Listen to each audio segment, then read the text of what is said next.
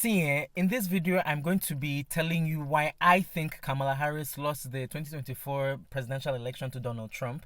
Now, I wasn't going to make this video because I am a Nigerian who lives in Nigeria. However, I happen to follow geopolitics, and this has been on my mind for days, and I feel like I just need to say it and then get it off my chest.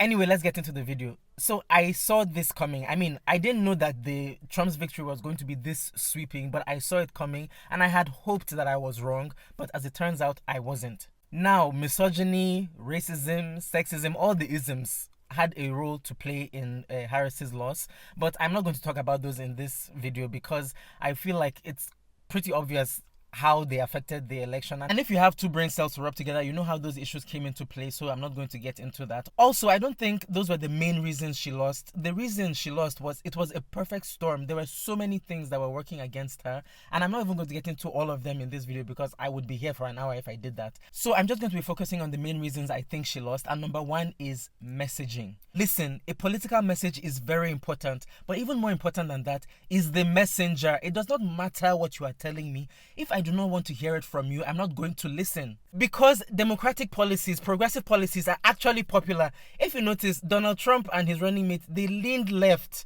during this election cycle because democratic policies are popular. It's just that Democrats weren't getting the message across because, for example, democratic policies are things like everybody should earn a fair living wage, everybody has a right to education, everybody has a right to healthcare. These are democratic positions that everybody can get on board with. However, Democrats failed to deliver that message. And the reason Democrats had this problem is because they approached politics like an intellectual exercise. And if you've been on a university campus, you know how academics behave. You know that the goal of most people there is to prove that I am smarter than everybody else. And how do you do that? With condescension, by telling people that they are stupid. And this is how Democrats approached politics. You cannot tell people that they are stupid in one breath and then ask for their vote in the next. That is a losing strategy. And I want to be clear, I'm not talking about Harris herself because I think she actually did well on this. And a lot of the things I'm about to talk about in this video, she actually did very well. The problem was Democrats, her surrogates, and democratic civilians. They kept calling Republicans and undecided voters stupid. Like Hillary Clinton, for instance. I have been warning Democrats for months. I know I'm nobody, but I've been saying everywhere, every chance I got online, I was saying, stop calling people stupid. It doesn't, even if they are stupid, it's not a winning strategy.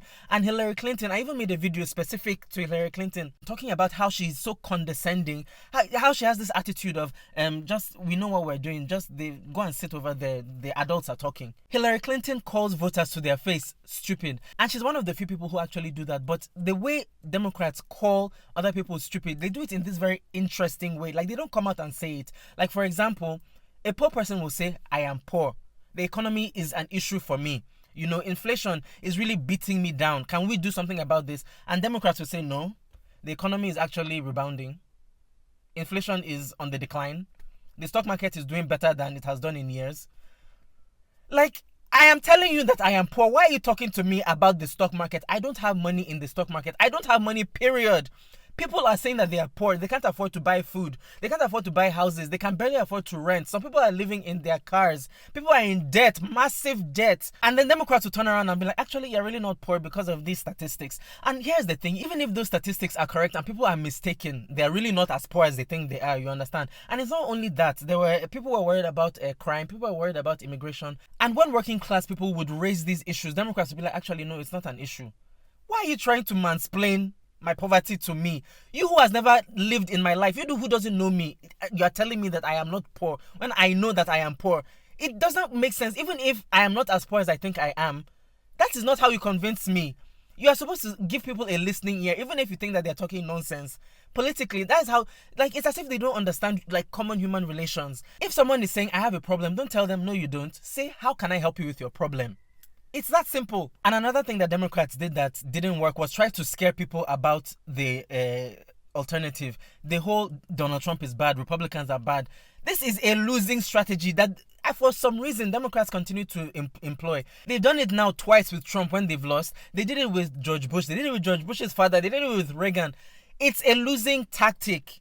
It does not work. You need to give people something to vote for, not vote against. Instead of wasting time talking about Donald Trump and how horrible he is, spend time talking about your candidate and what your candidate is going to do for people. Then another thing, Gaza. Gaza is such a fiasco for Americans, and it does not have to be. I don't understand why it is. Because, listen, so this thing is even mixed in with the youth vote, because I don't know if you guys remember in 2022 when all the polls predicted that the Republicans were going to sweep the Senate, the House, governors' mansions, and they didn't. And why was that? Was because young people came out to vote for Democrats. That is why that red wave that they were predicting did not happen. Young people saved you politically in the midterms in 2022. So why do you think it's a wise decision to come out with a policy position that they are vehemently against? Young people do not like what is going on in Gaza. And this whole Israel has a right to defend itself, it's ludicrous to me. Because what's his name? Joe Biden was there talking about, I am a proud Zionist. He said it several times. And young people do not like that. Whether or not you are a Zionist, it's a bad political strategy. The whole thing, it's not politically savvy. It doesn't look politically savvy to me, because young progressives, young Democrats don't like it because of the inhumanity of the whole thing. Even older Democrats that have sense are like, no, this is a bit much. And then Republicans don't like it as well, because they feel like you shouldn't be sending arms and money that can be used in America to go and be fighting a war somewhere else. It's a wildly unpopular position, but Biden decided, no, this is the hill he wanted to die on. The whole thing is giving don't believe your lying eyes and ears. And this harkens back to what I was saying about calling people stupid. Because we can see what is going on in Gaza. There is a genocide going on in Gaza, and Palestinians are filming it and broadcasting it live. The images, the videos coming out of Gaza are horrific. I saw a video of a man holding up the corpse of his dead 2-year-old daughter with her face melted off. People are saying these things, and you are there saying it's only Hamas that Israel is targeting. Israel has a right to defend itself. People are not stupid. You can't tell them to not believe what they are seeing and hearing with their own eyes and ears. It's not going to work. And this is one of the reasons that Democrats lost the moral high ground, which you could argue was one of the only things they had going for them.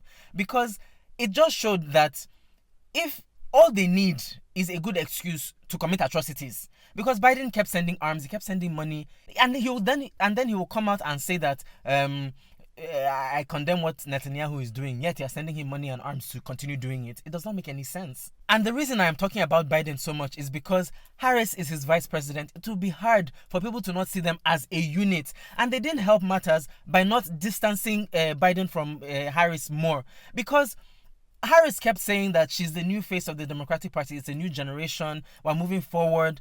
But at the same time, she was aligning herself with Biden, kind of. Because I watched her on The View, and when she was asked that what would she have done differently from Biden, she said, nothing comes to mind right now. She should have been, listen, what should have happened was when she became the nominee, Biden should have even gone to her and said, throw me under the bus. If it means that we're going to win this election, throw me under the bus. And if he didn't do that, she should have gone to him and said, I'm going to throw you under the bus. These are not my feelings, but it's what the people want. Biden has an approval rating right now, I think it's 40%-ish, 50%-ish. That is low. People don't like him. He's an unpopular president right now, you understand? So she should have said, yeah, people are not really messing with you, so I'm going to throw you under the bus, but no hard feelings. But no, she kept aligning herself with him, and I think she thought maybe it made her look good, like she's loyal or something. But people don't like him. Anyway, I want to go back to my point about Democrats losing the moral high ground, because for years, decades even, Democrats' position has always been, we are better than Republicans. Republicans will lie, they will cheat, they will scheme to consolidate power. We are not like that. But they disproved this with the whole Joe Biden thing, like running Joe Biden for president. Because it was clear to anyone who was watching for the past year and a half, that Biden had no business running in this election. But they wasted so much time trying to convince people that Biden was the man for the job, so much so that it might have ended up costing them the election. Because Biden was hiding from the press for the past year and a half, 2 years. He wasn't doing as much press conferences. He wasn't doing as much sit-down interviews as his predecessor, Donald Trump and Obama did. And when everyone was like, where is Biden? Why is he not talking to the people? Democratic leadership was like, oh, no, don't worry. He's too busy being president. Which, that is a ridiculous thing to say, because being president, part of being president is talking to the people. You can't lock yourself up. Even if that was true, you can't lock yourself up in one room and say you are being the president. You have to come and talk to the people. But he wasn't doing that. So it was clear that he wasn't something was up. But they told people, calm down, he is fine. So people believed them. Then that horrific debate happened. From the beginning, it was a clown show because that debate, it was just the moderators, Trump and Biden. Biden walked onto the stage waving at a crowd that wasn't there. And then things went downhill from there. And again, it was don't believe your lying eyes and ears. It was just a bad 90 minutes that Biden had. He's actually strong. He's actually capable. They wasted 3 weeks trying to convince people that Biden is capable. And Kamala Harris was part of the people trying to do this. And I don't think Democrats understand how much trust they lost in that 3-week period. Because you are clearly lying to people. People can see that there is a problem and you're telling them that there isn't. And when you lose people's trust, it is downhill from there.